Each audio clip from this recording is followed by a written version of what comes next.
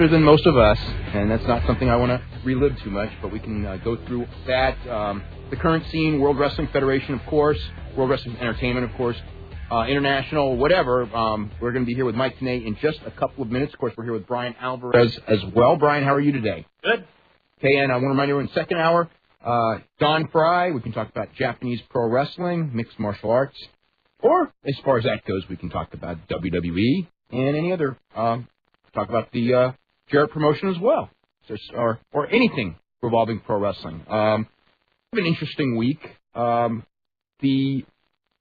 don't know, Brian, the two topics that seem to me that got the most attention are the NWA TNA show, as far as just a lot of people talking about it, and not necessarily so positively. Of course, the return of Shawn Michaels on Monday, which did not get anywhere close to the reaction that I would have expected. And I think part of it was because it was a surprise. And also... he didn't do anything. Yeah. But him just being there for the first week should be enough anyway. Yeah. And more on Tough Enough, which they kind of try to keep that controversy going on Confidential last night, which I think because I don't know as much about Tough Enough as I knew about the British Bulldog, I can't tell you anything that was wrong about that story. sounded fine to me. It did not make sense on the broadcast you were talking to me about earlier. Well, that jazz. Well, the one thing, of course, was when Big John was not Big John McCarthy, but John Gaburick was saying that it was unanimous choice that all four coaches, Bob Holly, Ivory, Al Snow, and Chavo Guerrero, all picked the two girls unanimously. But earlier in the segment, Chavo Guerrero was acting like how shocked he was when he found out that the two girls won. So that was kind of strange. Vince McMahon was also on Bite This. I don't really think he really said much, but I don't know what there really is to say. But anyway, we can talk about this, many others. You can call us at 1-866-OBSERVER. We actually got a couple of phone lines open right now. So if you jump in right now, you'll be on the air really quick. And we'll be back right after this break. You're listening to the Wrestling Observer Live on the Sports Byline USA Radio Network.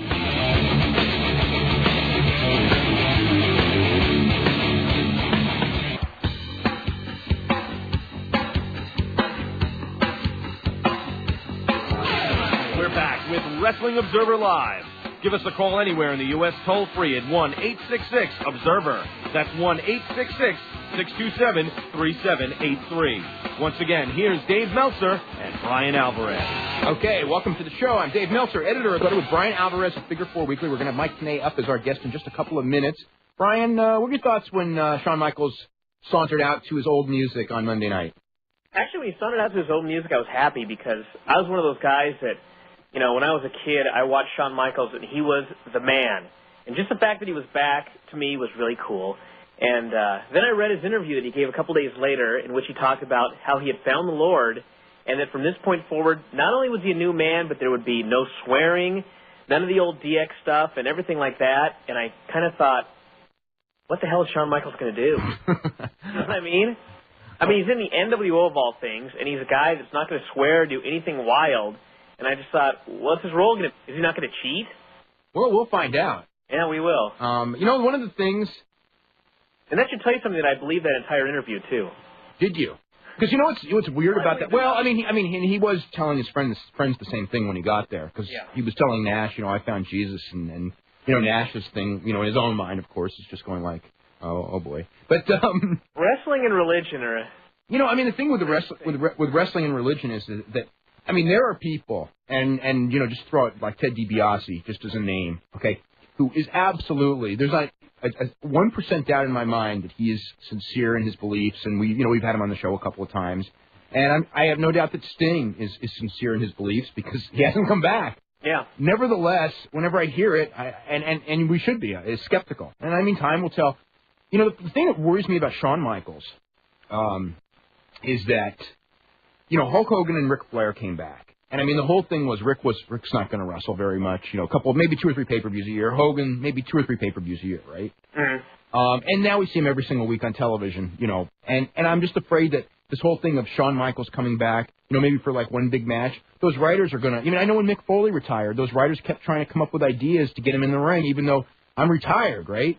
Yeah, and I just think... Once he was retired, and 2 months later, they got him back in the ring. And he really did not want to do it. Right. No, but I mean, even after that WrestleMania, like last year, constantly, I mean, that was one of the big reasons why Mick Foley's not in the WWE anymore, is because when he was on television, they kept wanting him to come up with ideas for him to wrestle, and he had agreed basically that he would do one last match. If it was against Vince McMahon in a big main event, but he wasn't going to come back, and wrestle on TV, and he wasn't going to come back in a ridiculous situation.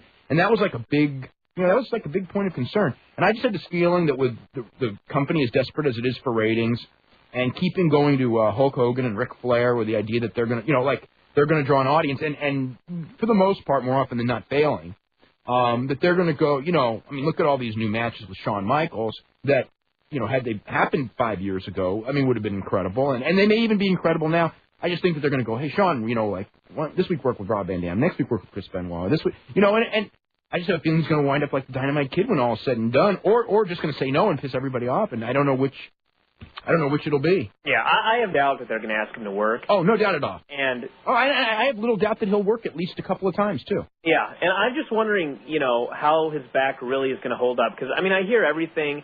You hear about Dallas Page, and he goes to 3 doctors, and they all tell him, do not wrestle again. And then he goes to Dr. Youngblood, and he's like, oh, you can do it again as long as you can handle the pain. As long as you can handle the pain. Is that a scary thing? Thinking, okay, so how bad is his back really? You know what I mean?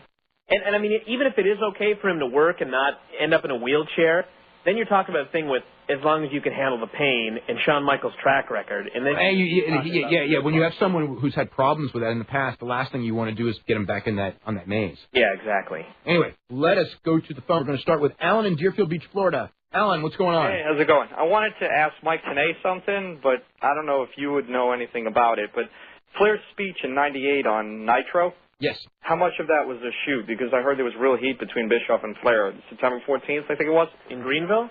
Yeah, there was real heat between Bischoff and Flair, but anything that happened on Eric Bischoff's TV was not a shoot. Okay. I mean, like when they were yelling at each other at the end, that was not a shoot. Even though they had real heat for a long time. Right. But when Eric Bischoff agreed to take Ric Flair back, from that point forward, it became an angle. Okay, so they made up. Is that what you're saying? They made up to do business. I don't know that there's not bitter feelings today between them, but they made up to do business because they both sides thought it would do business and that there would be interest. And WCW wanted Flair back. Flair obviously wanted to come back. I don't think Flair's that happy when he's not doing wrestling. Okay. And I've asked you this before, about the tension between Heenan and Hogan. Mm-hmm. Okay, now, I saw RF video, and Heenan said there was never a problem. Mm-hmm. You aware of that? Yeah, because Hogan did the thing in his book. Okay, but there never was a problem years ago? There was a problem. There was? But oh, yeah, for sure. But once Hogan agreed to write the foreword for their book, there's no problem. I think he didn't even said on the show that there was a major problem. He would talk about it in his book. He would talk about it in his book, but then Hogan wrote the foreword, so we're never gonna find out what it is. Yep. Oh my God! So he's just gonna smooth it over and just like that's wrestling. That's the wrestling business. In fact, that is the epitome of the wrestling business right there. Okay, but you're saying there definitely was a problem? Oh, absolutely. Yeah. You sure? Are you certain? Because yes, I'm certain he was on the show. He was on our show saying it. Oh my! And he had no reason to say it like I'm going to put it in my book. And now he's going to say there never was a. Yes, but that happened. I'm not defending it. I'm just saying that. Boy, I'm used to it. I guess is what I'm going to say. So now everything's honky dory. Yeah, I think so. Right. Yeah, I mean, people forget their problems in wrestling all the time. Sometimes they simmer for a long time, but. I mean, there have been people who have hated each other. Right. I mean, hey, look at Lawler and Vince, for that whole year. And, I mean, believe me, that was real. Mm-hmm. And, the minute Lawler came back, I mean, there hasn't been a bad word about Vince. Vince is great again. And that's wrestling. What about Heyman and Lawler? I heard they had problems. Do you know anything about that? Heyman and Lawler didn't like each other for going back years and years and years. I have not heard of them having any problems of late. But, yeah, in the past, absolutely. All right. Thank you. Okay. Good night. Bye-bye. Okay, let's go to Zach in Houston. What's going on? No, we will not go to Zach in Houston. I don't know what we're doing. We do have Zach. Okay, Zach, what's going on? Evening, gentlemen. It's been 3 months, but I'll say it anyway. It's good to have you back. Oh, thanks very much. When are you going daily again? I don't know. Okay, this is kind of an odd question, but I got into a discussion with some people several days ago. Obviously, while the ratings are still pretty much last, they have, SmackDown had the same rating these past 2 weeks, and then the 2 weeks before that it was the same. So obviously it's bad but stable. And my question is this. Obviously there will always be some kind of an audience. Hold on. Go away, I'm on the phone. Sorry. Oh, it's live radio. Yeah, fun. Obviously there will always be some kind of an audience for wrestling, but do you think that with no other national product, the WWF, this was what someone said to me, was basically, I shouldn't say bulletproof, but that there are enough people who will watch wrestling because it's wrestling, or because they're not too discriminating, that they'll always survive? Right. I mean, I do not think that the WWE danger of going out of business for the next several years. Right. Okay? Tastes change, audiences change, things happen. The idea that they can never go out of business, I know too much to know that that's not true, because you could have said the same thing in 1971 about roller derby, right. And it did go, and it was gone. Yeah, but I think roller derby and wrestling are like two completely different things. Cause I think there'll always be an audience for wrestling because there's been wrestling since. Yeah, but there had been roller derby for 50 years. Yeah, but that's not since. And there'd been wrestling at that time for 70 years. Right. But look, Brian, look at all the countries. Like, if you go back to the 60s, all the different countries in the Middle East and France and Germany, and they all had wrestling. And with the exception of Japan, Mexico, United States, and Canada, you pretty much don't have anything. Right. They all went down, and they all had. If there were things available, well, I guess. And they all had 100-year histories. Yeah. India's history went back further than ours. And there's no big wrestling in India going on anymore. And it was, they used to do, Legend says 1,500,000 people for their big matches. Yeah. So, I mean, it's possible. I mean, you just don't know what's going to happen 5 years from now. Right. I mean, obviously. But it's not going to happen in the next several years because WWF has too much cash on hand. Right. And the way their contracts are structured and things. But I mean, okay, here's the thing. If they were to get canceled by UPN or canceled, if their ratings went to the level where UPN came them, right, they would be in a lot of trouble because they would have the feel of a loser, and people don't support losers, and right. they would go down pretty quick from there. And that could happen, not yet, but it could happen in a year or even right. 2 years, just because the ratings are falling to where they're not that great anymore. And obviously, if a company like TNA or anyone else gets it big enough to get onto free TV, then in theory bets are off, because with more than one company around, then I mean, if somebody gets good, strong television with good, strong talent, yeah, I mean, things could change. We've seen that, but there's a lot of big ifs to that. We've got to run to a break right after this. You're listening to the Wrestling Observer Live on the Sports Byline USA Radio Network.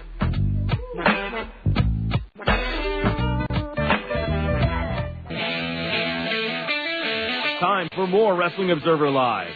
Email the show now or anytime at WOL@WrestlingObserver.com.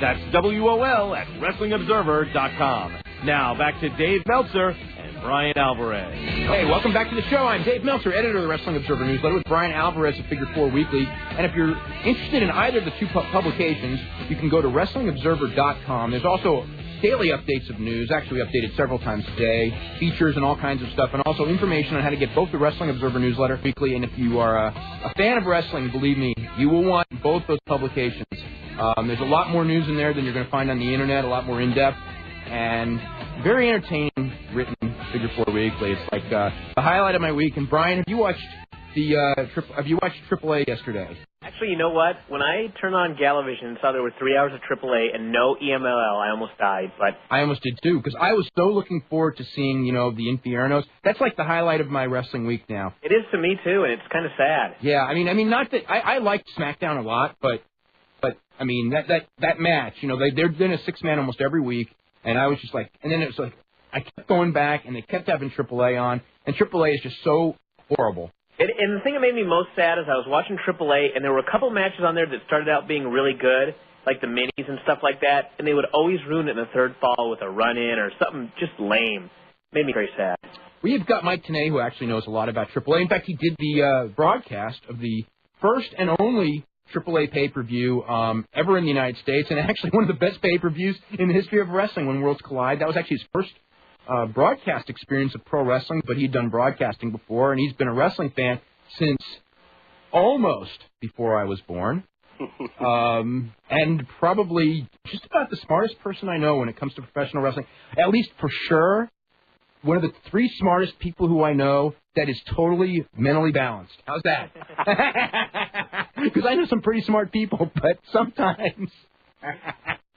Mike, how are you tonight? Guys, it's going to be really tough to top things after that introduction. Dave and Brian, it's great to finally have the opportunity to talk with you guys on Wrestling Observer Live. And gosh, even before When Worlds Collide, Dave, I have to admit that during the commercial break, I was having Wrestling Insiders flashbacks, sort of with a slight role reversal here. Yeah, that's right. When you were the host and you had me on as guest. Right, to explain, I guess, to the majority of your listeners, in a previous life, I hosted a national wrestling radio talk just like show this. Myself, and Dave was one of the regular guests that we had on there. So it's kind of a little strange with the role reversal, but I'm really looking forward to it tonight. And boy, you bring back some great that When Worlds Collide pay-per-view.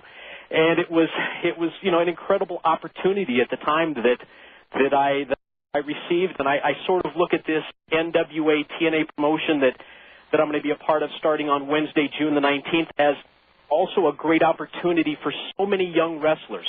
So many of the guys that have done so well on the independent circuit, now they have a chance to step up with a major league promotion on pay-per-view, and now they have a chance to shine. And, looking back on that When Worlds Collide pay-per-view was pretty much the same situation for me, my first broadcast opportunity on television.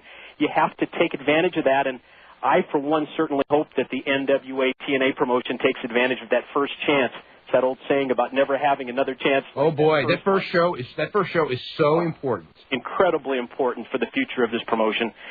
And, we hope that we get things kicked off in the right direction and that we have a good audience that's following the program. One of the things, when you talk about role reversal, when I was very, very young, I used to read your newsletter. Wow, here we go again. Because Mike did probably the closest thing to an insider newsletter. This would have been in the late 60s and early 70s. And the little trivia is that it was actually printed at the Los Angeles wrestling office, wasn't it? Absolutely. Oh, boy, I guess I'm going to really date myself here and tell everybody that the Matt News newsletter started in 6. Wow. When I was 11 years old. And I think I did it for about 7 years, and there were several years during that time when Jeff Walton of the LaBelle promotion and the Olympic Auditorium in Los Angeles actually allowed me to run my mimeograph copies of my newsletter on the same mimeograph machine that they would use to print the programs for the different area promotions, the Bakersfield, San Bernardino, San Diego groups. So, yeah, it really is just another role reversal, and I think, Dave, you were probably towards the end of that time. In your youth, you were a reader of that publication. Yeah, I was, and Vince McMahon never let me use his mimeograph to do the early observers. I wouldn't hold my breath on that one in the future either. How inside did you go with that? Oh, boy. Well, I guess maybe I can give you one example that sort of turned things upside down in the wrestling business. We printed a picture of Mil Mascaras without his mask. Oh, my God. In, 1971 or 72? No one knows what he looks like now without his mask. It was one of those things where the Japanese wrestling magazines, and, I was picking up the Japanese magazines, picking up the Mexican wrestling magazines in Los Angeles at the time, and they printed a picture of Mascaras without his mask, and I decided to run with it, and I remember at the time they had an organization called the WFIA, which was a wrestling fans convention. They had that for years because I remember them. Right, and I won the trophy for best newsletter, but I was scolded prior to receiving that trophy that any kind of future things like printing pictures of Mil Mascaras without his mask, and I probably wouldn't be under consideration. Did you know that when that thing was around that I never won that? Believe it or not. Well, I guess it was that political deal. Yeah, really. There's another thing that's changed a lot about the wrestling business, huh? Oh, my God. One thing that, in hindsight, going back about 30 years, and longer with you, that I think that, we were really fortunate to grow up in California because in most of the country, they saw... Rains. Yeah. No, most of the country, they had their local wrestling, which we had. You had the LaBelle promotion, I had the Roy Shires promotion. But we used to get a lot of wrestlers from Mexico, and you got even more than we did all the time. So we had childhood memories of Lucha Libre and things like that. So when in the 90s, the Lucha Libre really took over as kind of like the head of the curve style. We could accept it a lot easier than people from, say, Minneapolis, where, they had never seen it before. Yeah, no question. And also on the UHF affiliate in Los Angeles, KMEX Channel 34, they would also broadcast the matches from Mexico. So I had the opportunity not only to see the wrestlers, a lot of the top stars that would come to the LaBelle promotion, like a Mascaras, like a Black Gordman, like Goliath, which, looking back on that, probably the greatest tag team that I think I really ever have seen in all the years that I've watched wrestling. Really? Wow. They were great. But that's a statement. They really were tremendous. And, just the combination of that and the fact that you had so many wrestlers also that would come through Los Angeles, say, on their way to tours of Japan, right? On their way to Hawaii, and they would come on the way back. You received, I think, so many more different styles of wrestling than they did in other parts of the country. Yeah, I think that was true. Of course, you had your ups and downs because, like every area, I mean, when you got past, say, about 75, Los Angeles wrestling was brutal. Even though we used to watch Los Angeles wrestling live on the Spanish and here on Wednesday nights from the Olympic. And, I saw, like, all of the big names from Mexico at one time or another, but it really went downhill after about 75. And, until Vince McMahon basically resurrected the wrestling business in Los Angeles. And it's been a long time. I want to ask you this question. You've been following this for roughly 40 years. Yeah, exactly 40 years. The first time I watched a match on TV was 62, and the first live event was 62. Wow, so 40 years. Have you ever seen it on a worldwide basis in worse shape? Dave, I sit here and I look at the situation and the overall landscape of the business, and I think that we may almost be at that point just when you consider jobs that are available in the wrestling business. You look at the territories, even at the lowest point of the territories, there were still well over 24 promotions that were in operation. And then to see what's happened to the television ratings over the course of the past, I guess even the last year, it's been so disappointing and very disheartening. I hate to go back and beat a dead horse like that WCW situation, but, I have to bring this up. I saw something in the USA Today recently that they were thrilled that the playoff ratings for the NBA on TNT did a 2.5 this year. And how about the ratings for the finals of the Stanley Cup Network? And nobody's a bigger hockey fan than I am. Yeah. I've been working for the Los Angeles Kings for the past couple of years, but at the same time, I have to be honest and say that when they break a 1.0 rating for the NHL, they're thrilled. Yeah. And when you look at where the wrestling business was, and even at the lowest points with the Turner organization, we were doing ratings that were right in that same neighborhood of what they're doing for the NBA playoff games. But no, to get back to your question, I think unless things really turn around drastically and rapidly, we're going to continue with that free fall, and really it is one of the worst times that I've ever seen in the 40 years that I've been associated and watching the wrestling business. Okay, we are going to come back in just a second. We are going to start taking calls for Mike Tenay. You're listening to the Wrestling Observer Live on USA Radio Network.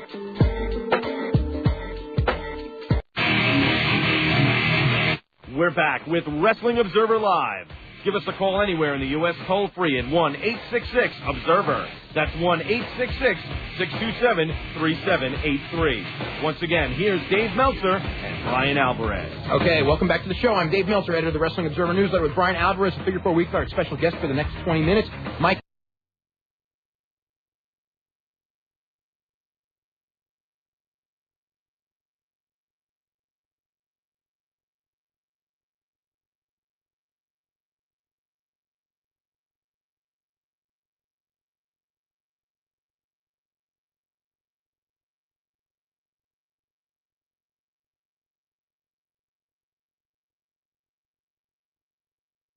Couple of issues that I would like to talk to you guys about.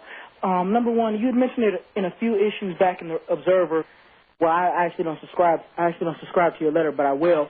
But it was a question about The Rock and a couple of media appearances that he made on Larry King Live and on Unscripted with Chris O'Donnelly, and Chris Connolly, right? Chris Connolly, yes, Yeah. yes.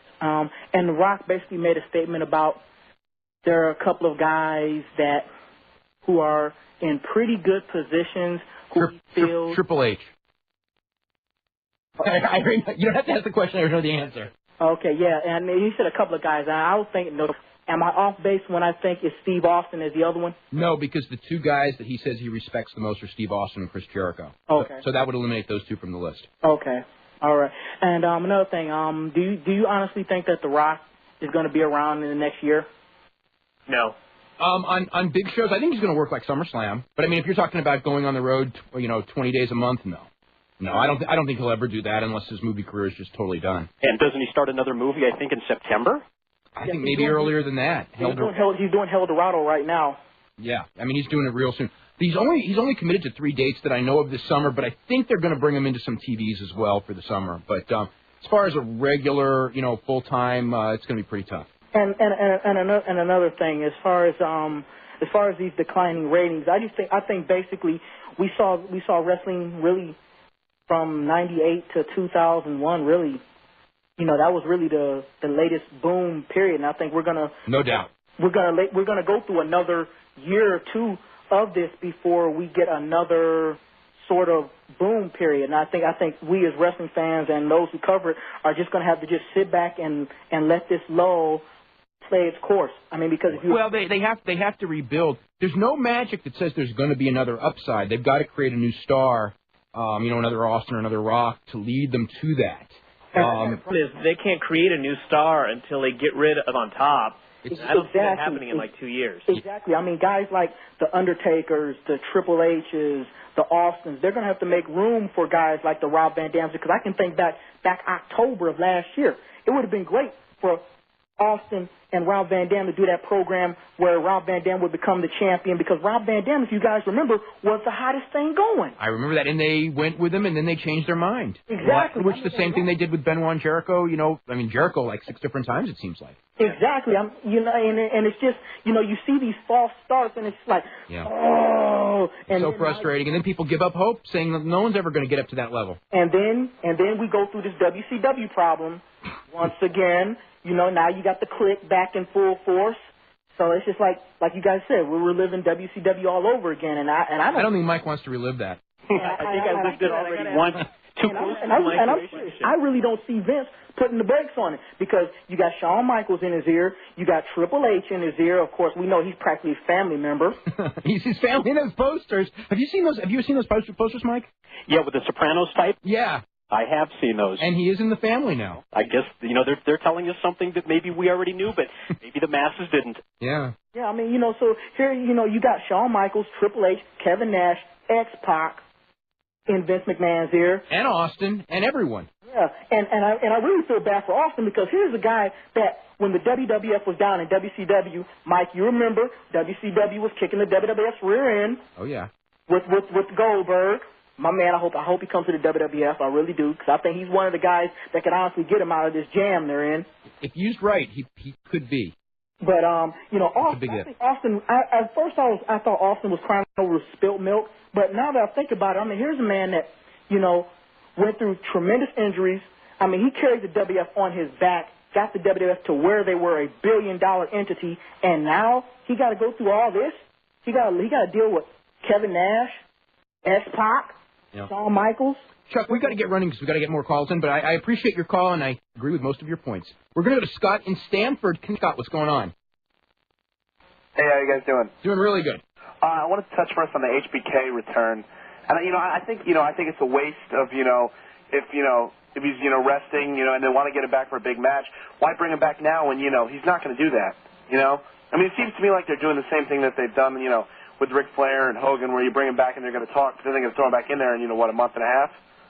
I don't know what they're doing. I don't know what they're doing with him, but I don't know, Mike, what's your thoughts as far as Shawn Michaels coming back with, basically very little build-up? He just kind of showed up on Monday. I think it was a waste of a rating. Yeah, I think so also, and unless we just really don't know exactly what they have planned for him. Nothing. When I see Michaels come back, I'm so reminded of the same situation with Hogan coming back in a sense. I almost think that they have now a new generation of fans, even since the Shawn Michaels era, and I'm not exactly that they would be, really that readily to admit him back in.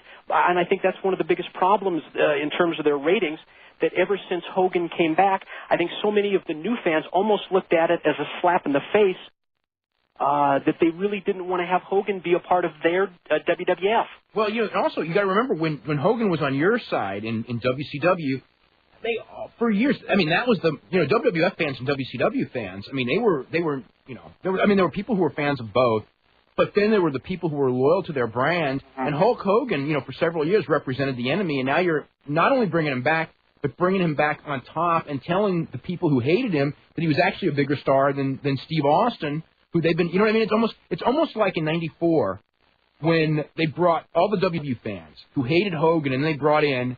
And they kind of slapped them in the face by saying, this guy's actually a bigger star than Ric Flair, who all those fans for all those years had gone, had kind of fought the fight, like, Ric Flair's really better than Hogan. And then they bring Hogan in, and Ric Flair has got to be the one who puts him over every single time. But here's the thing with HBK is that, Ric Flair's the guy, you don't want him to have to work every week, but so if he's talking, it's okay because he's, probably the best talker in the business. HBK doesn't have that, It's like, for the build-up for his big match, it's in the world, But he's got star qualities, and even for the even for the people who don't know it, he's one of those guys that's out there. He is a superstar in this industry, and I think he can be one again if he was healthy and he could work without question. The question is we don't know all the answers to him, so I don't know. I don't like I don't like the way he was brought back, and I also don't like the timing of it because I think this summer is a lost cause. This summer is to make new stars, not to. Yeah. And in the fall, when you've got new stars over, then bring HBK and some of these guys back for special appearances. That's wonderful. But you guys were talking about, they might want to, work with Van Dam. That'd be great. Yeah, sure. HBK in his prime against a guy like Van Dam or Eddie Guerrero or Chris Benoit would have been awesome, right? Absolutely. Now, with the back problem, it's not going to be, the match that it should be. And also, now that HBK's got that larger-than-life image that, a Hogan has, a Flair has, even a Nash has, right, he's not going to work like the type of match that you need to work with a guy like Eddie Guerrero, you know what I mean? We'll find out. You may very well be right, and I actually think you probably are. I think even, a guy like Hunter may even have that problem nowadays, They've got that, that thing where it's like when they have a match with a guy like Eddie Guerrero, it's sort of like it's not their job to sell. It's more like it's their job for, to get themselves over and, just the fact that they're over enough by being in the match with them. You know what I mean? Like, you can kind of tell when... Oh, boy, and then that's disaster when people have that attitude. And I also want to touch on the callers just talking about... And, I agree that, it's just that thing that he's so different from the way WWF is working right now because he's got that kill-all gimmick. It's like basically nobody in the WWF has. I mean, you could say Brock Lesnar, but killing the Hardys and Bubba Ray Dudley isn't a kill-all gimmick. And he doesn't kill Bubba Ray Dudley enough. Oh, Jesus Christ. I cannot... That's right. Why did they give him a visual pinfall? I cannot believe they did that. I couldn't either. There's many things. Mike, I want to ask you. Why did he sell when Bubba's dancing? Yeah. I mean, Mike, having lived through this, okay, and really lived through it because you were there, every week. Isn't it amazing to you that no lessons were learned or few? As far as Brock Lesnar goes, absolutely. No, I'm not just talking about Brock Lesnar. I'm talking about the big picture of World Wrestling Entertainment. Oh, absolutely. No question. I was just thinking more along the Brock Lesnar line since we were just talking about the Goldberg situation. And I'm not even sure that Bill Goldberg is the answer for the World Wrestling Federation at this point, or for the WWE, whatever you'd like to call it. Because I just don't think that they would use him properly the way that he needs to be used. And again, I don't think that they would learn the lesson. I think that Goldberg, maybe not necessarily him exactly, but the idea of somebody coming in and like him getting the push right off the bat is what they need. In the when Van Dam came in last summer, and they had him, he went over Jeff Hardy, which was good, and they had him going visually at least going over guys like Kurt Angle for a while, and that was perfect. But then they killed it. Scott, we've got to get running. I want to go to the next call, but let's go to Dan in Chicago. Dan, what's going on? Hey guys, what's going on? Not too much. Well, welcome back to Wrestling Observer. I'm glad you guys are on the air. Thanks. Got a couple indie questions. By the way, Mike Tenay, it's good to talk to you. Thank you, Dan, very much. And did you talk about indie promotions? Is that what you're going to say? Yeah, I go to a wrestling show out here in Streamwood called MCW with Brian Zenner. Yeah, I've heard of them. Chris Chetty is their BMF champion. What's your thoughts on Chris Chetty? I don't know. I mean, we all watched him on ECW. What do you think? You didn't watch him, or you did? No, we all did. We all watched him in ECW. What do you think of him? He was a decent wrestler. I mean, not anything out of the ordinary. Do you think he could be like a world champion in the someday? What do you think? No. Yeah, I never saw anything Chris Chetty that good. Our lifetime. Okay, got a couple other names. I don't know if you've heard of Colt Cabana. I know. I've seen him on video. Okay, what do you think? He works hard. I don't know if he's got the look. Okay. Another guy, Jason Rain. I haven't seen Jason Rain. He's a commissioner type deal. He's got a good look. I mean, as far as the commissioner goes. Yeah, I know the name. But I haven't seen him. Okay. Listen, Mike. I don't know if you remember. A while. He remembers everything. Okay. Well, do you remember? You obviously remember WCW Live. That was a good internet show that they had. Do you remember when a certain caller, it was me, asking you about a Jeff Jarrett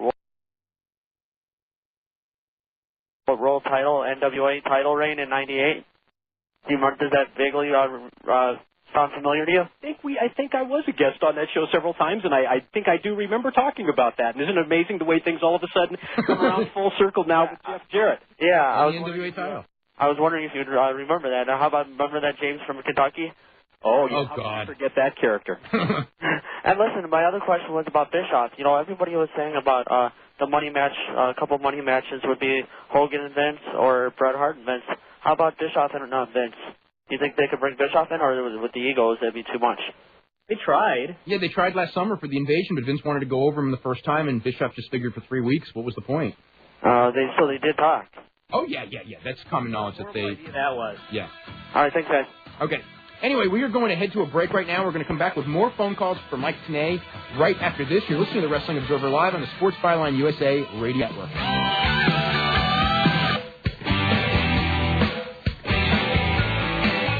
This is Big John McCarthy of the UFC, and you're listening to the Wrestling Observer with Dave Meltzer and Brian Alvarez. Okay, welcome back to the show. I'm Dave Meltzer, editor of the Wrestling Observer Newsletter. For those of you who are waiting on the line, we're going to have Mike Tenay stay with us till about 20 after the hour, so we'll be back after the hourly break. Mike, before we go back to the calls, I want to ask you, best wrestler you ever saw? And you can name 2 or 3 if you need to. Wow, best wrestler ever. Maybe from my standpoint, as far as an announcer, let's say, just because that's maybe the freshest part of the business that's in my mind right now, I would say that I probably had the most fun calling Rey Mysterio Jr. matches. And granted, that really just doesn't take into account, you know, everything as far as best wrestler ever. I was really intrigued with a wrestler by the name of the Destroyer, Dick Beyer, when I was first growing up. And I thought that Beyer had the incredible package that not many people have, in that not only was he great in the ring, he was a great talker outside the ring as well, and had a great mind for the business. You just don't have that combination of talent there that often. So, you know, from a recent standpoint, I just loved calling Rey Mysterio Jr. matches. Greatest wrestler ever. Very difficult just to name one, isn't it? Yeah.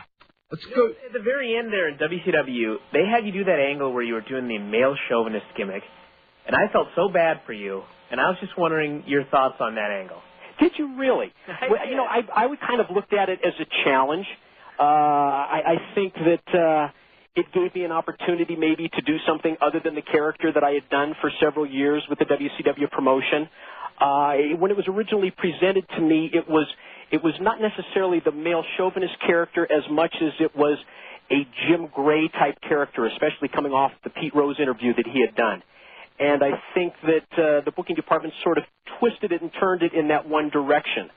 So I thought it was kind of a fun thing to do, and I really didn't mind it at the time. You know, thinking back also, I want to drop in the name Ric Flair as well, because, you know, when you just look at combinations of wrestlers and people that really have the total appeal, I think Ric Flair has to probably be, you know, the one wrestler in the 40 years that I've been watching that would be the one standout.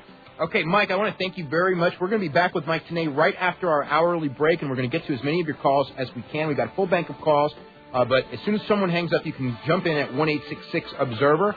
We'll be back in just a couple of minutes. You're the Wrestling Observer Live on the Sports Byline USA Radio Network.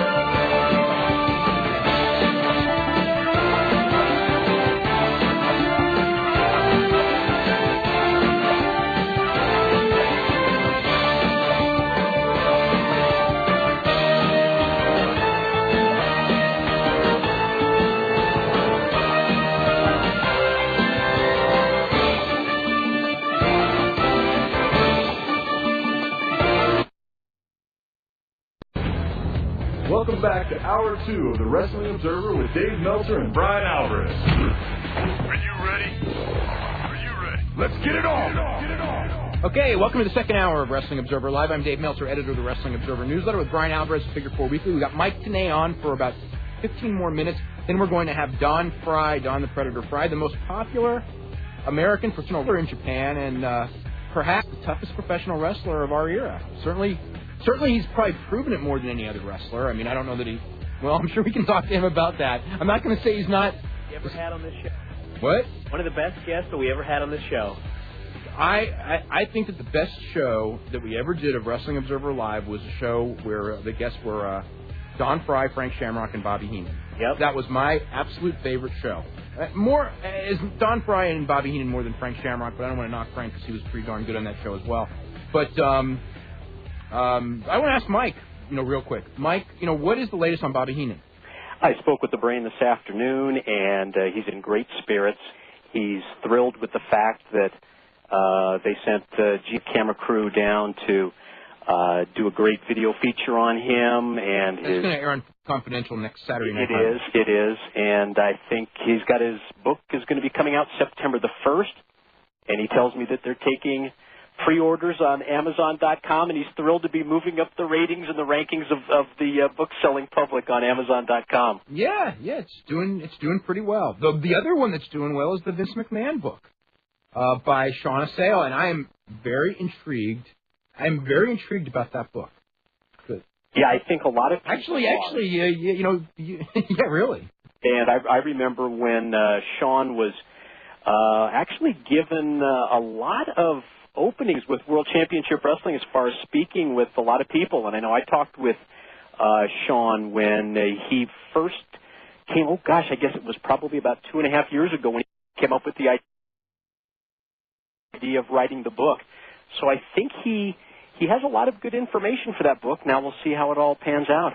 It's funny because that book was supposed to be about the Monday Night Wars, and now that it's out, there are no Monday Night Wars, so now it's about Vince McMahon. Right. Well, I guess it was a direction that he had to go in. Yeah, I guess so. Because we have to go to a break in just a couple of seconds, we're going to start taking calls right after the commercial break. But wanted to talk to you a little bit more about the NWA TNA. We know that there's a battle royal. Now, what is it? There's 33 battle royals in the first show in Huntsville. Do you know which battle royal is going to be on what show? And one's a gauntlet battle royal, and one's a lingerie battle royal, and one's a cruiserweight battle royal, I guess. Yeah, I believe. Well, we know for sure that the gauntlet for the gold, which is the reverse battle royal, will be on the first show where they crown the new NWA World's Heavyweight Champion. People like Ken Shamrock, Scott Hall, Jeff Jarrett, Buff Bagwell, Rick Steiner, and many others to be involved in that matchup. As far as the others, I'm not exactly sure, but I've heard that the girls' lingerie battle royal, I think, is on show number 2. But don't hold me to that. But I've heard that as well. There's just for myself, there's so much intrigue involved in this new NWA TNA, which starts in 10 days on the Wednesday pay-per-view, because it's so great to be on the ground floor of a promotion. Whether you're involved with it like I am, or whether you're a wrestling fan, you're going to have the opportunity to see who really takes advantage of the opportunities and who really rises to that next level to become a star in the business. Okay, we're going to head to a break right now. You're listening to the Wrestling Observer Live on the Sports Byline USA Radio Network.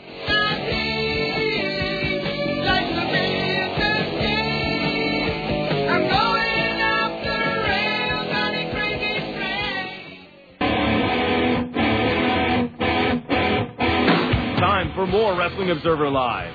Email the show now or anytime at WOL@WrestlingObserver.com.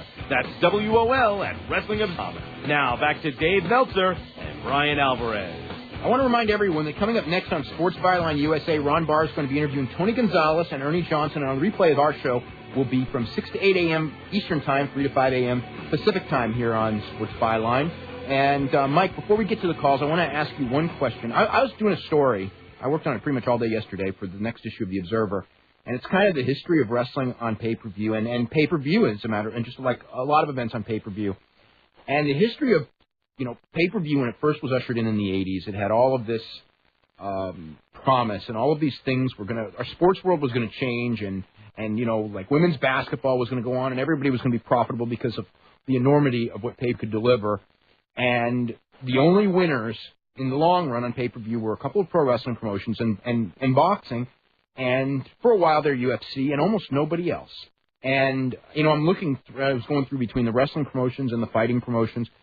I mean, there have been, realistically, in the entire history of pay-per-view, the only success stories in this genre have been World Wrestling Federation, huge success, WCW, ups and downs, but some periods of huge success, ECW at best moderate success, and UFC for a while there, huge success and struggling ever since.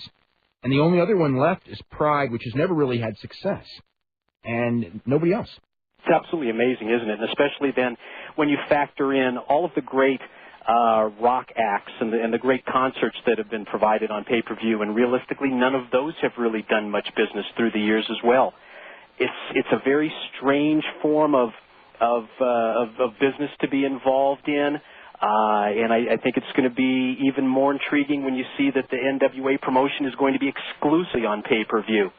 It's an incredible challenge, incredible hurdle for this organization.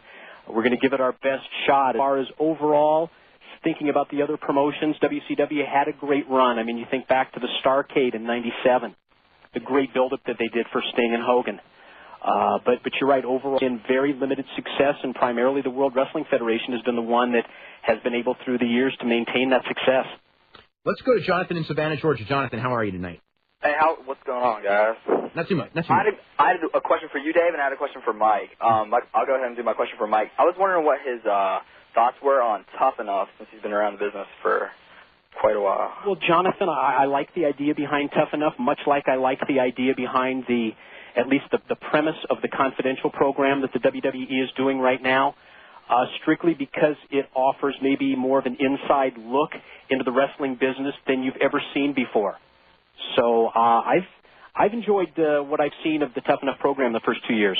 Okay. And my question for you, Dave, I was going to ask you, what's the latest on Kurt and his quest to get back to the Olympics in a couple of years? Do you know, Kurt Angle? Yeah. I mean, the last he talked about it, he said he was going to do it. Just looking at WWE right now, I think they are going to do everything in their power to talk him out of it. And the funny thing is, I mean, it's weird how life works because, Mike, I want to ask you about this. Theoretically, if he were to just say, look, I'm going to be 34 years old at these Olympics, which I think is what he's going to be. It's absolutely his last chance. He isn't going to be able to do when he's 38. I'm really going to go. And he does, and he's a great wrestler. And let's just say he goes in there and wins a gold. I think that maybe he will come out as the biggest professional wrestling star ever coming out of that. But if he goes in there and doesn't, he may hurt himself. Right, especially when you consider the mainstream media coverage that he's going to receive. I think probably unprecedented for a wrestler. Never, no, because he will go in there. With the exception of the basketball dream team, I don't think there's ever been anyone who would go in with such celebrityhood, and certainly never a wrestler.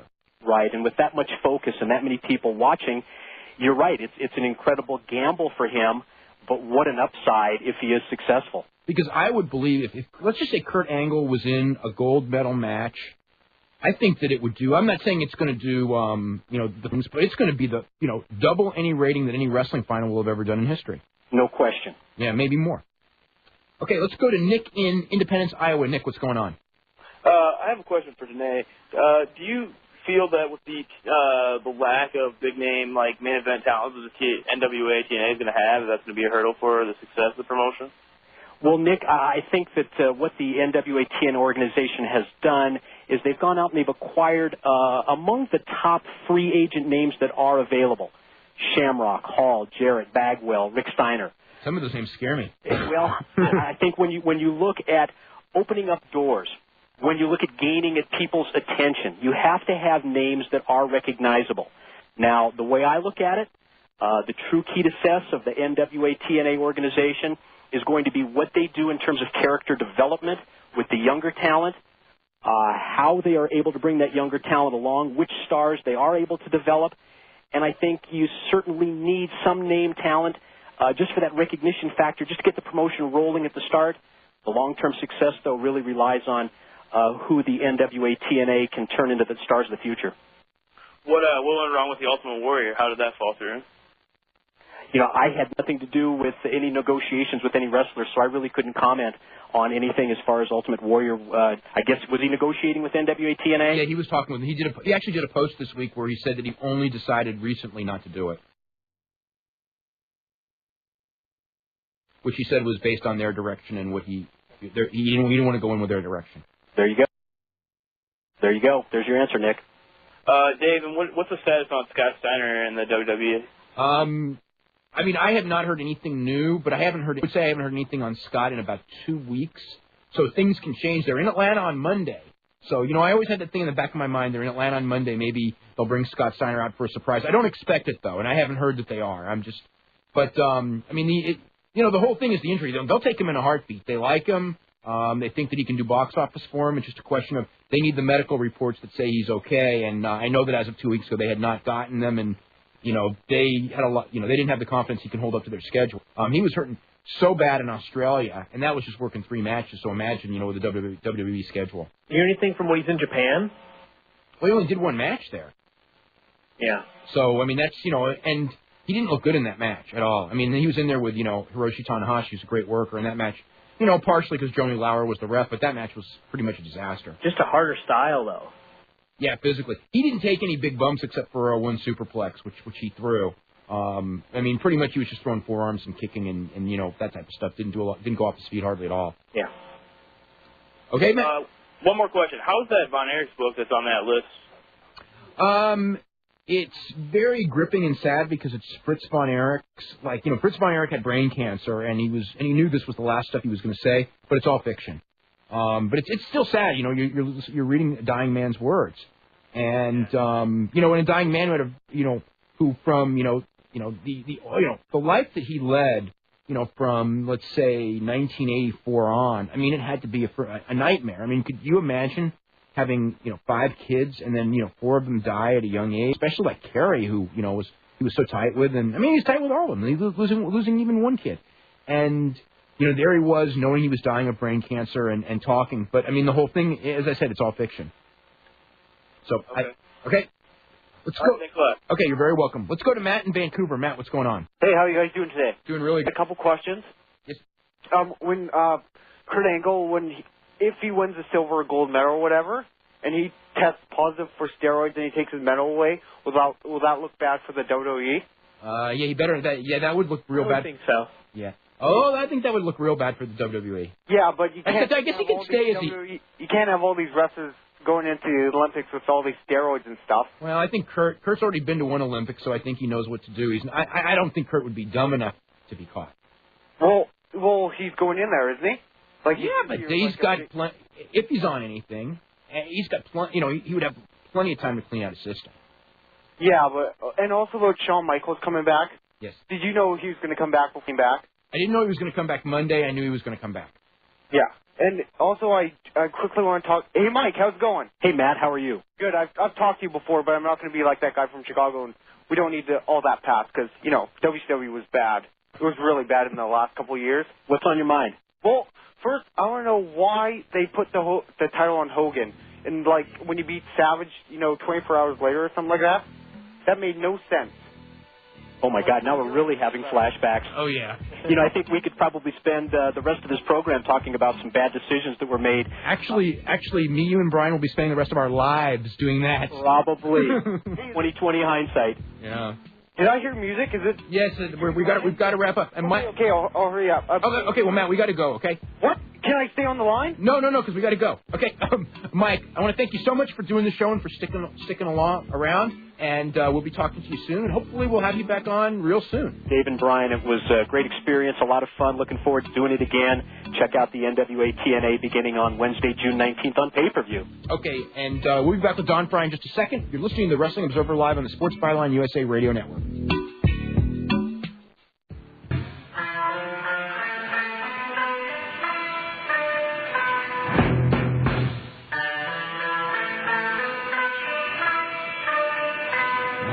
We're back with Wrestling Observer Live.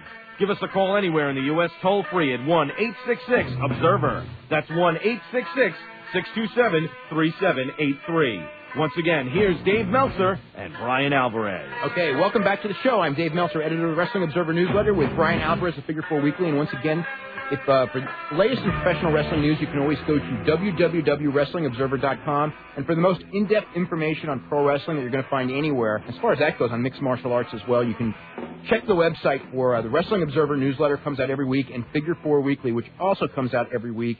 And Figure 4 Weekly is the most entertaining read that you will ever see on pro wrestling, especially this week's Lucha Report, because Brian didn't get to watch any EMLL for 3 hours. Very depressing. Yes. Hi on the line. Don, how are you tonight? Mean as ever. How you doing? We're doing really good. Don Fry, for those of you who don't know, obviously UFC Ultimate Champion, major star with Pride. He's headlined several sold-out shows at the Tokyo Dome. And in fact, in Gong Magazine this year, he was voted the most popular foreign wrestler of all the foreign wrestlers in Japan. In fact, he beat out The Rock, who was number 2 on that list, and probably the toughest guest, I think, that we ever had, because we had Shamrock on the other show, and you beat him. So I guess you got that title. You're damn right I did. I earned every penny of it, too. Don, I want to ask you about that fight. Was that fight, going in, there was legitimate heat between the two of you. Coming out, do you still have legitimate heat from Shamrock? And what are your thoughts of him now? Well, I'll tell you what. We went toe-to-toe for 20 minutes. Ken Shamrock gave me everything he had to give. And, I took it. He took what I had to give. And, I respect the man. May not like him personally, but I sure do respect the man as a fighter in the ring. You know what, Don, we were going to talk to you about your match with Mark Coleman, and a lot's gone on in the last couple of days. And do you know what's going on, what happened with Mark Coleman, and who you're going to fight, or are you going to fight on the 23rd? Well, originally, we got the news that Mark broke his neck, but I called Mark up. I called his house to wish his wife, give her support. And Mark answered the phone, and Mark received an injury, and he's only paralyzed for about 10 minutes. And then, they carted him off in the ambulance. He spent 3 days in the hospital, and he's out now. He still got some numbness and tingling in his left arm, shoulder, and but he plans on coming back.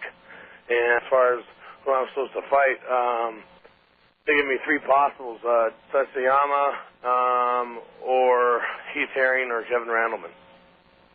Takayama? Yeah. Yeah. And have you decided, or is that your decision or their decision? That's going to be their decision. I don't give a damn. We got to fight them all anyways. Oh, what do you think of those 3 different people? I don't care. I'll beat anybody they put in front of me. That's what the game is. Going, you started, of course. Now, I have a question. Before you did Ultimate Fighting, you actually did some low-level pro wrestling in Arizona, didn't you, or no? Yeah, we're a low level, yeah. So you went to Ultimate Fight, made a big name in Ultimate Fight, won the Ultimate, and then you went to New Japan Pro Wrestling, and you went from, the world of fighting to, you were Inoki's last opponent. You had huge matches at the Tokyo Dome and throughout for several years for New Japan. And then with the Gilbert Ivel fight, you came back to Pride. What was your thought process as far as going back, after all those years of professional wrestling? My ego got in the way. I wanted to see if I still had it, and it's obvious I still have it. I can still run with the pups. Going into the Coleman fight, was there something that you wanted to prove with the Coleman fight, being that, he's actually the only guy who's ever beaten you in mixed martial arts competition? Definitely, I had to redeem myself, a lot of revenge factor in there, call it immaturity or what you will, but I just can't live with the fact that somebody defeats me. Now, when he beat you the first time, I remember this fight real well. He was probably 30 to 35 pounds bigger than you at the time, and now the size difference would have been a lot closer. There was also a factor that you had a couple of fights. You both had 2 fights going in, so neither you were really fresh. Although I think that you had, as I recall, you had the tougher of the 2, Brian Johnson leading in. Right. At the time, I was in the tougher bracket. Yeah. And, but I don't give a damn. I'm not going to complain about it. I'm not going to make excuses of it. I fought wrong. Had a bad strategy going into the fight. And I spent too much time on the first 2 fights, and that's what cost me the battle against Coleman. Speaking of Brian Johnston, how have you talked to him lately, and how's he doing? He suffered a stroke about 7-8 months ago, and he was down. He was in a coma. They didn't know if he was going to come out. He was paralyzed. and now he's walking around. He's running Pain Incorporated, his clothing line, and it's doing fantastic. Good. I mean, I saw him, soon after, and I mean, he was, totally alert, and he was pretty much a miracle how much he recovered based on the first stories that we had heard. Oh yeah, it's amazing. He's a world-class athlete. Same thing with Mark Coleman. Guys like that, they go down for a couple minutes, but you can't keep them down. It's not like being a normal person. These guys are world-class athletes, and they're built, designed different than regular people. What is there anything like the toughest thing about coming back after 4 years out? Anything tougher than the other, whether it's conditioning or just focusing on one style, the pro wrestling style, going to the mixed martial arts style, or were you able to make that transition back pretty easily? Because I think some guys, that have done whether it's amateur wrestling at a pretty high level, when like Eugene Nagata for the perfect example, went into mixed martial arts and got knocked out really fast. Right. Well, amateur wrestling is not professional fighting, not mixed martial arts. Nothing is. So that's, you just can't compare the two. You can't say, okay, I'm a great amateur wrestler, I'm going to walk in there and I'm going to win. You've had 2 Olympic gold medalists go in there, and they got armbarred within 30 seconds, and that proves that it's just not the same style. What's your thoughts on Antonio Nogueira? I think Antonio Nogueira is a fantastic champion. He's young, he's fast. He's deceptive in his styles, and I think he's going to be around for a long time. He's going to be a fantastic champion. Do you have How much damage was done to your ankle in that fight with Ken? Because you guys were doing that ankle lock deal at the end, and it just looked like you were just right. tearing Yeah, the ankle he out. broke my right ankle. It's just a hairline fracture, though, nothing major. And sprain on my left ankle and just a slight tear in my meniscus on my left knee. Just something to keep me sore a little bit for about 10 weeks. But, that's stuff I haven't forgot. Like Dave asked me earlier about Ken, if everything's settled with him. I understand that he's going to be over there in Huntsville, Alabama, 19th of June in the NWA, TNA, gauntlet for the gold. And I hope the son of a bitch wins the tournament. I want him to be the world champion because I'm going to walk in there and I'm going to take it away from him. Do you have any interest as far as World Wrestling Entertainment or NWA TNA right now? Well, I told you what, I'm going to come after whoever the champion is in the NWA. Because of the fact that I grew up down south. My father's in the Air Force, so we moved around all around south. I grew up watching NWA. And NWA is the premier wrestling organization in the history of the sport. So, I'm going to make my presence known. A lot of people don't. When you used to be a big fan of Ric Flair before you were a fighter, weren't you? Oh, I'm a major fan of Ric Flair's. I'll tell you what. I grew up watching Ric Flair and Dusty Rhodes, and when I got to meet Ric Flair, it was one of the biggest highlights of my life. Fighting, what was, of all the fights that you've had, what would you say was the toughest fight? Toughest fight I had, well, that'd definitely be, besides my marriage. Well, that's a tough one. I'm hiding in the back of the house. Holy balls. Yeah. Well, that's an expensive, tough one right there, I'll tell you. Toughest fight definitely be Mark Coleman, because, he's the only one who beat me. After that, it'd be Ken. Mm-hmm. And, like I said, Ken broke my ankle. I don't forget that crap very easy. Let's start going to the phones. We're going to go to Matt in Boston. Matt, what's going on? Hey, Don, how you doing? Would you ever consider fighting Frank Bluecake? Fighting who? Oh, we got a Frank there. We got another Matt, though, in Boston. Matt, what's going on? Yeah, I won't cause any trouble, don't worry. Yeah. First of all, I want to say, Don, of all the shooters that Inoki brings in New Japan, you and Fujita are the only two I could possibly live with being IWGP champion. I think that's a knock on Boss Rutan. Well, I wouldn't mind him winning the title, but Fry or Fujita. Well, Fujita was champion. Fry as champion would be pretty great. Yeah, thanks a lot, yeah. Fujita's a hell of a champion, he's a good guy. He suffered Achilles tendon tear several months ago. But, that's a major injury and it's a long recovery. But he's coming back in half the time, because he's a world-class athlete. Hey, mind if I stick on the line? I have 2 questions. Okay, sure. Yeah, well, why don't we stick on the line, and we're going to go head to a break right now. We'll be back with Don Fry right after this. You're listening to the Wrestling Observer Live on the Sports Byline USA Radio Network.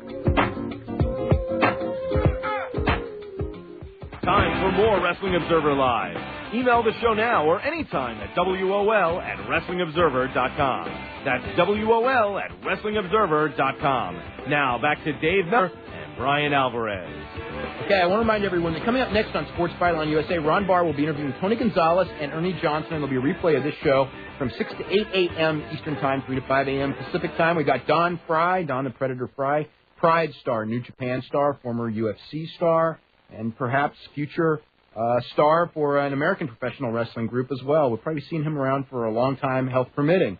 How is your health anyway? Health is perfect, man. I'll tell you what, I get better looking every day. Now, did you ever consider fighting in K1? Because I know there were even rumors of you fighting Cyril Abidi in France. Right, there were rumors about that. That's as far as it went. They never contacted me. You know, they took my name, they used it as a hell of a promotion. You know, but now there's rumors that Pride and K1 are going to do another show in August at a soccer stadium there in Tokyo, and the biggest event held will be like 100,000 people.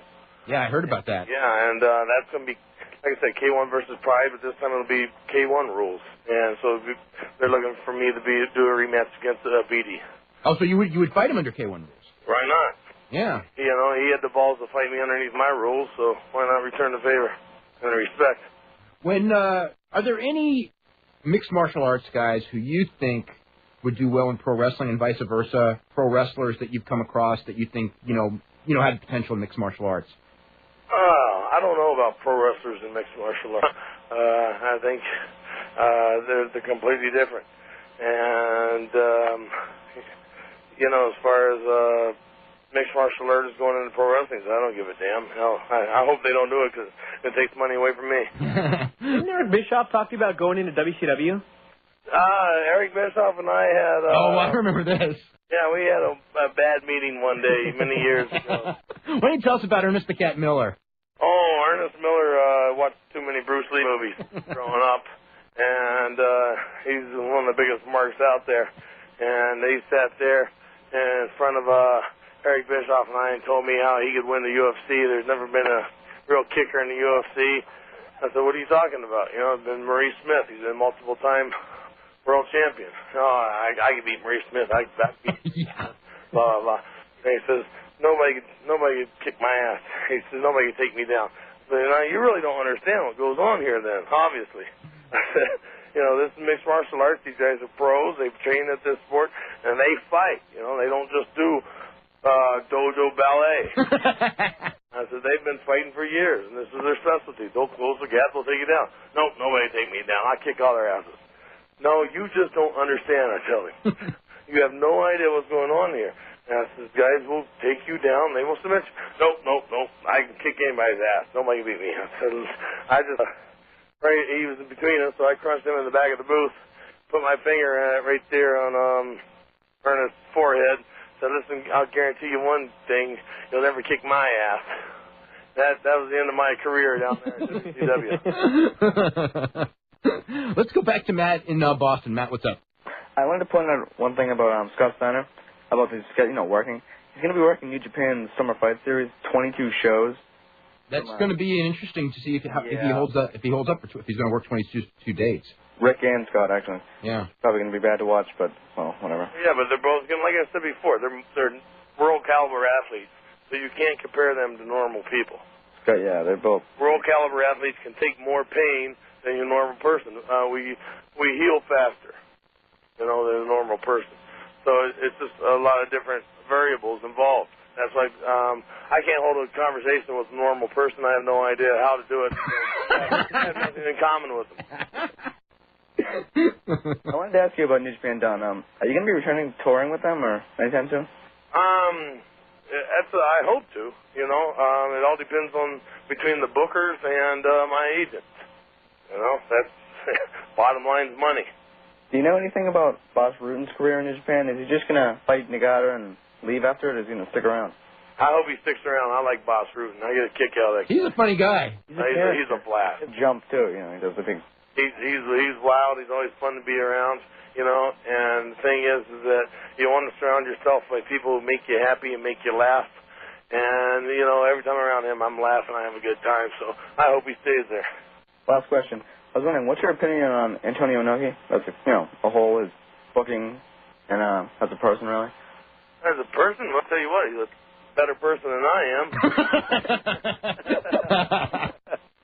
You know, I don't know if that's really saying much. I don't know how to judge. You buried yourself on that one. Yeah, I don't know how to judge myself as a person.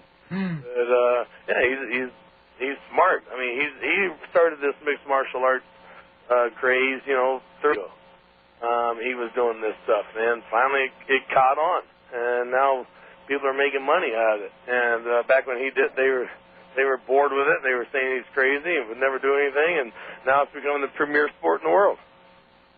Don, what was your thoughts going into your very first UFC? I mean, I guess you'd done some boxing and you'd done a lot of amateur wrestling. Yeah. And they actually threw you in under the guise of judo as opposed to wrestling. I think because they thought they had too many wrestlers in the show at that point. Right. And you were, I mean, how much did you weigh in there? You were probably about 200 pounds, 205? Yeah, about 200 pounds. Yeah, I jacked my weight up to 205 in the. Yeah, I was a mean, lean 100 pounds. Now, when you went in there in the David versus Goliath tournament, so there were a lot of big guys. And actually, I mean, what were your thoughts? I mean, you were kind of, the idea, I think, was to sacrifice the Davids at the hands of the Goliaths. And correct. And you pretty much ran through everybody pretty quick. Correct, yeah. And 7-4 Entertainment Group hated my guts for it, too, you know. I threw them. I threw a horseshoe in their machine. Yeah. Speaking of those big guys, what are your thoughts on Bob Sapp? I'm sorry, what was that? Bob Sapp? Oh, Bob Sapp, he's a big man. That's to say the least. He's a big man, I'll tell you what. A good friend of mine, Dan Devine, who wrestled for Arizona State University, he was down there at the Power with Bob Sapp for about a year. And, he was impressed with Bob's abilities. So that says a lot, because Danny's a heck of an athlete. How is he doing as far as New Japan? Danny's doing great. There's a little miscommunications there for a while, so he kind of lost his deal with them, but everything got hammered out, and he's back. But right now he's helping me train. He's my number one training partner. And, without Danny and Sam and Rainey and Rich and Steve, there's... I can't go in the workout room and roll around by myself. I just couldn't do it without those guys. Training, I mean, for a fight like this, how much time do you spend wrestling? How much time do you spend submission? How much time do you spend boxing? And have you done any kick training? On Monday, Tuesdays, Thursdays, we will do the submission wrestling, and we'll usually go for about 3 hours on that. And that's at the end of the night. And that's after already lifting weights and running and all that stuff. Hitting the bag for an hour, jumping rope. And then on Wednesday, Friday, Saturday, we'll do boxing, and we'll box for about 2.5, 3 hours like that. How much time, before a fight, do you start on this? Is it 6 weeks, 8 weeks, or? I wasn't really able to put that much time into this one because of the injuries, from the last fight. They carried over for a long time. And generally what it is I start training about 8 weeks. It'll take me about 4 to 5 weeks to get in shape to begin training, and then I train for 3 solid weeks. How much preparation do you do as far as watching tapes of guys you're going to fight, or do you not even bother? I usually spend a couple hours a day watching fight films. So you watched a lot of, say, like Gilbert Idell before you fought him? Correct. What were your thoughts going in there? Because he was a pretty awesome striker. Going in, and you were going in there with a leg injury that was probably going to limit your power as far as takedowns, and It limited everything, and I didn't have much forward movement. Basically, I just stand there in a pair of cement tennis shoes. You had a torn quad, right? Pardon? Torn quad? Torn quad, the torn adductor. Okay. Yeah, and so like I said, it didn't have any lateral movement. And if he was smart, all he would have to do is kick him back up, and I'd never got him. Now, in that fight, okay, you're in this fight with Gilbert Idell, who's an awesome striker, quick hands, power, and you've got a torn quad, and a minute or two into the fight, you barely can see because he's gouging your eyes. Right. What was and this was your first match back in years. I mean, in the middle of this, were you thinking like, what have I got myself into? Yeah, basically that was the first thing that went through my mind when like you asked me about UFC 8, David versus Goliath, standing in the ring and like me and my bright-eyed, get rich quick ideas, you know. And after Gilbert put a couple thumbs in my eyes, I was like, what the hell? Things have changed, haven't they? And you never had a fight like that. I mean, I've seen very few fights like that. No, I couldn't. I'm like watching it, and it was like, you know, what's he doing? Because most of the fights, the guys are good sportsmen. Correct. I don't know what the hell, you know. But you know, somebody asked me what I thought about it, and I thought, you know, how would you fight me? Well, I'd run, but that's right. If you're locked inside of a ring, how else would you fight me? You're gonna use everything at your disposal. So I think he was hoping to get DQ'd. When you first started, before you started UFC, were you working full time as a fireman? Yeah, I was a fireman full time, and we run a 3-4 shift, 3 days on every other day, and then 4 days off in a row. So as a fireman, on my days off, I was a horseshoer.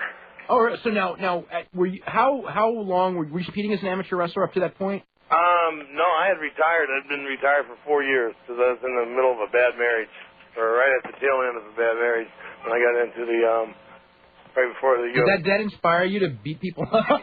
Yeah, I needed a vent. You know. What watched the first UFC into it?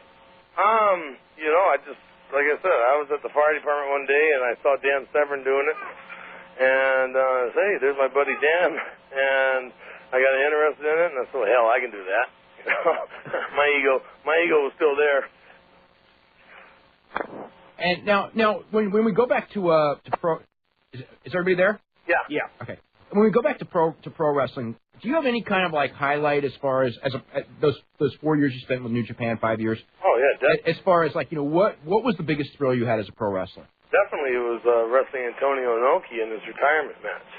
You know, he had a tournament to see who could wrestle him. So I think I wrestled 4 individuals, to get through the tournament in order to be the one to wrestle him for his retirement match. And we wrestled there at the Tokyo Dome, and, it's a 70,000 seat arena, and they sold that out, and then they sold 5,000 standing tickets. So 75,000 people, and it was a 6-hour show, so. That was a long night. Yeah, it was a long night. Have you ever really worked out on the mat with Inoki?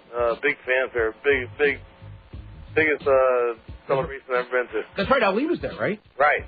Yeah. We're going to go ahead to a break right now. We're going to come back with more with Don Fry right after this. You're listening to the Wrestling Observer Live on the Sports Byline USA Radio Network.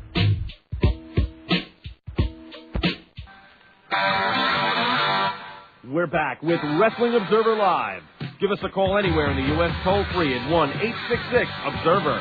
That's 1-866-627-3783. Once again, here's Dave Meltzer and Brian Alvarez.